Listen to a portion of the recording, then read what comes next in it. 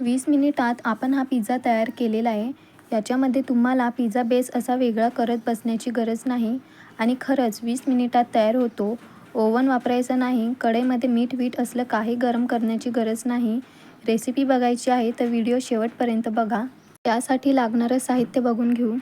तर मी इथे घेतला आहे चीज, त्यानंतर पिझ्झा सॉस, उभा पातळ चिरलेली शिमला मिरची, बारीक काप करून घेतलेला टोमॅटो, उभा पातळ चिरलेला कांदा, 1 वाटी गव्हाचं पीठ, 1 वाटी दही, chilli flakes, baking powder, fry केलेलं पनीर, चवीप्रमाणे मीठ। मी तुम्हाला फ्राय केलेलं पनीर पुढच्या व्हिडिओत दाखवेल। तर आता भांड्यात घेऊया गव्हाचं पीठ, त्याचबरोबर चवीप्रमाणे मीठ। आता याचं बॅटर करायचं आहे। पिझ्झाला आपण कणिक तिंबतो एकदम अशी पातळ मऊ, पण तसं काहीही न करता आपण डोसा इडलीसाठी बॅटर करतो तसं आपल्याला बॅटर करायचं आहे। गरज लागली तर पाणी वापरायचं। संपूर्णपणे दह्यामध्ये आपण हे करणार आहोत। आता ह्यामध्ये घालायचं दही, जेवढं पीठ तेवढी दही। आता ह्याला गुठळ्या मोडत चांगलं मिक्स करायचं। तर दह्यामध्ये आपण ह्याला मिक्स केलं, पण याचं अजून बरंच घट्ट मिश्रण आहे। यामध्ये अजून आपल्याला पाणी घालावे लागेल आणि गरज लागेल तसं वाढून घेऊ। तर इथे आपल्याला जेवढं गव्हाचं पीठ तेवढी दही घ्यायची आहे।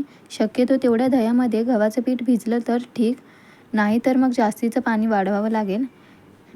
तर साधारण मी इथे 1 ते 1.5 ग्लास पाणी घातलं होतं। आता घालायचं पाव चमचा बेकिंग पावडर, याला चांगलं मिक्स करून घ्यायचं।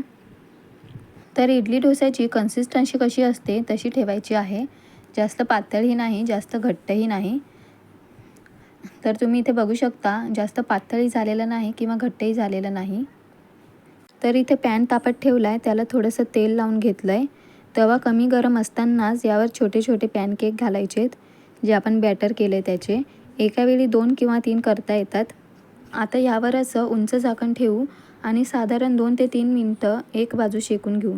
बरोबर 2 मिनटं झालेले आहेत आणि गॅस कमीच होता। हे बघा वरून असं सुकलेल्यासारखं झालं आहे। आता ह्याला पलटून घेऊ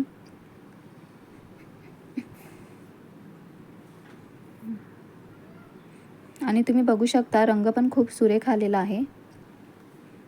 मिनिटभराने बघूया। हे बघा असे हलके हलके डाग आलेले आहेत, खालून पण हे चांगले भाजले गेलेले आहेत। आता काय करायचं, काटे चमचा घ्यायचा आणि याला थोडंसं टोचून घ्यायचं या प्रकारे, जेणेकरून ते फुगणार नाही। आता लावायचा पिझ्झा सॉस। गॅस बंद करून करा किंवा गॅस कमी करून करा।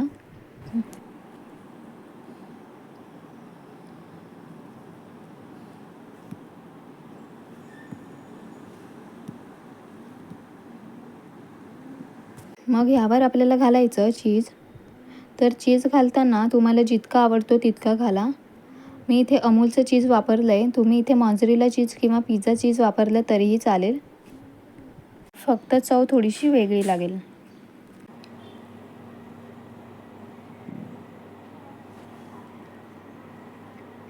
चीज घातलं, आता यावर घालायच्या सर्व भाज्या। तुम्ही हवं तर गॅस बंद करून हे टॉपिंग करू शकता। जर तुम्हाला वाटलं खालून जळायला लागलं आहे आणि तुम्हाला उशीर होतोय तर यावर शिमला मिरची घातली, टोमॅटो घातला, कांदा घातला, फ्राय केलेलं पनीर घातलं, तुम्ही ते स्वीट कॉर्न घेतलं तरी चालेल। बस, आणि कुठल्याही झंझटशिवाय आपण हे मुलांसाठी सहज करू शकतो। हे तुम्हाला व्हिडिओ बघून कळलेलंच असेल। तर इथे भाज्यांची टॉपिंग झाली, आता यावर पुन्हा चीज घालायचं।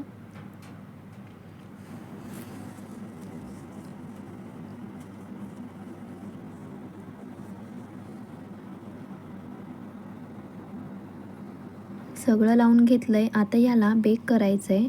त्यासाठी एक पाण्याची वाटी शेजारी ठेवायची, यावर असं झाकण ठेवून साधारण 2 ते 3 मिनटं असंच झाकून ठेवायचं। पाणी घातल्यामुळे काय होतं, ते वरचं चीज आहे ते वाफेमुळे अगदी मस्त मेल्ट होतं आणि आपला पिझ्झा कसा असतो अगदी तसंच ते चीजचं टेक्स्चर तयार होतं। आणि हे घ्या 2 ते 3 मिनटानंतर आपला मिनी पिझ्झा तयार झालेला आहे। आता यावर घालायचं आहे चिली फ्लेक्स। मुलांसाठी करताय तर थोडे कमी घाला, त्याचबरोबर ऑरेगॅनो घातला तरीही चालेल। आणि हे घ्या, मिनी पिझ्झा बाईट्स तयार आहेत. काढून घेऊयात.